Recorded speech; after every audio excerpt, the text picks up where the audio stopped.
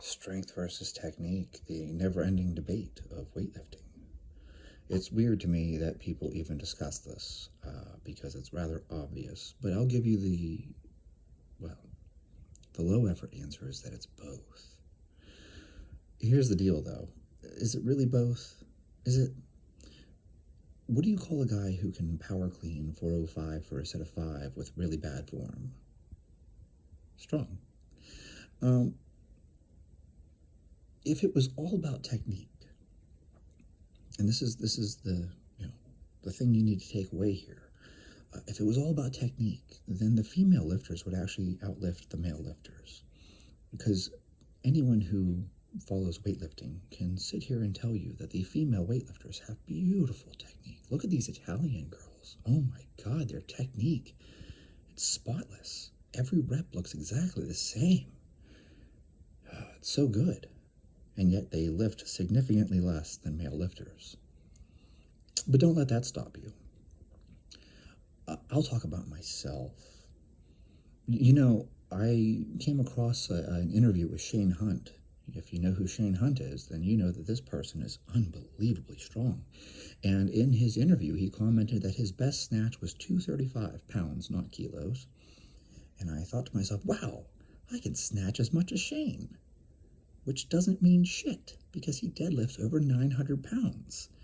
So you would say, in that case, oh, well, it is just technique, because obviously Chad's not stronger than Shane. I certainly am not. But it's all just technique at that point then. And so technique does play a factor, okay? But now you're comparing apples and oranges. You're not comparing a weightlifter to a weightlifter. I'm not even a weightlifter.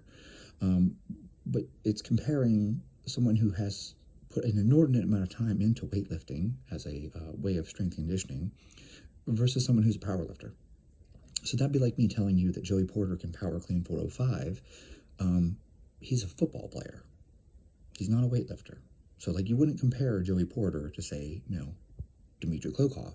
That wouldn't make sense. Dmitry Klokov, his sport is weightlifting. Joey Porter is a football player. He just happens to be freaky strong, and so he can power clean 405 for reps. Let's compare weightlifters to weightlifters. If you are familiar with me, you've watched my videos and stuff, there was a time, I'm guilty of this, and this is why I say this, there was a time where I was obsessed with technique. It's all about technique. And I would argue that at the point where I was doing, all this technique work, if you were to watch a video of me snatching or cleaning, my technique was just as good as Dmitry Klokov. But yet, he can snatch over 200 kilos. And I can't. It's because he's stronger. That's why. So if you compare a weightlifter to a weightlifter, right, and you say, which one has better technique? Oh, well, that's who's going to lift more. No, the person who has the 300 plus back squat kilos, 300 plus kilos, is probably going to be the one who lifts the most weight because he's the strongest. So comparing weightlifters to weightlifters, not comparing weightlifters to football players, don't do that. Or weightlifters to powerlifters, don't do that either. That wouldn't make any sense. That'd be like me telling you, oh, well, I can snatch more than Donnie Thompson, as if somehow I'm stronger than Donnie Thompson, who totaled 3,000 pounds. No, that wouldn't make any sense at all. You're comparing apples and oranges. What you need to pay attention to is weightlifters compared to weightlifters. Weightlifters compared to weightlifters. Who lifts the most weight? The guy with the best technique? No, the guy who's strongest. Consistently. Look across the board. Okay? Does Lasha have the best technique of any weightlifter ever? No. But he's damn strong. So, when we have this discussion, we need to make sure that we're comparing weightlifters to weightlifters, not comparing powerlifters to weightlifters or comparing strongman competitors to weightlifters. Like, oh, I can snatch more than half Thor. Yes, that doesn't mean shit. That'd be like me telling you that I'm better at snatches than someone who plays soccer or football or whatever other sport. You're not comparing the same athletes to the same athletes. I'm better at skating than a football player. Yeah, well, I played hockey for 17 fucking years. I would hope that I'm a better skater than someone who plays football. That's not to say that there aren't football players out there who probably know how to skate, but I would assume that someone who started skating at the age of 3 and grew up skating probably skates better than someone who didn't start skating until they were, I don't know, 14, 15 or whatever, or someone who's never skated before. Jeez, I'm better at skating than a person who's never skated before. That's fucking retarded. That's so dumb. That's the most and I mean retarded in the sense of back-ass. Like it's like totally fucking backwards.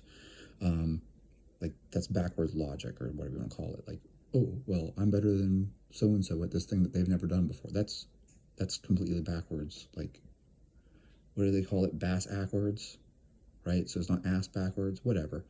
Point being here, okay?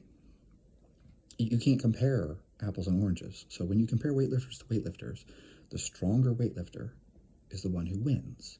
And you can take a look at this. I'll prove it to you real quick. Take a look at who wins. It's the guy who makes his clean and jerk last. The last person to make their clean and jerk, which means they make the jerk, which is really the hardest part. The last person to make their jerk typically wins. Now, we all know that the snatch is the one that requires all the technique, right? That is the technique lift. Yet the clean and jerk, that's really a strength measure more than a technique measure. And in order to win, the most important thing is that you're the last guy to make his jerk. And that means that you'll most likely be the guy who takes the gold. So therefore, strength. It's really that simple. I know, people want to get into the weeds and debate this thing. Oh, is it strength or technique? Strength or technique? Strength or technique? And, like I said, the lazy answer is both. But the real takeaway here, if you compare weightlifters to weightlifters, it's strength. That's it. Don't waste your time comparing powerlifters to weightlifters. That's dumb. That doesn't make any sense at all. Don't compare football players to weightlifters. That, again, Saquon Barkley isn't all that good at weightlifting because his technique isn't as good as someone who does weightlifting as a full-time career. That's nice. That doesn't make any sense, but, whatever. The point being is that strength is the big divide. And I don't want to play that down too much or overplay that either, because I've discussed this before. Because I'm dumb, I had this brilliant idea in my head. I'm going to get my squat up as high as I possibly can. And so I just fucking killed myself. Like, I was just like, squat is all I'm going to do. Just squat and press. That's it. And strict press. I'm just going to squat and strict press. And I got to the point where I took my 1 rep max and I turned it into a 10 rep. I was able to do my old 1 rep max for sets of 10.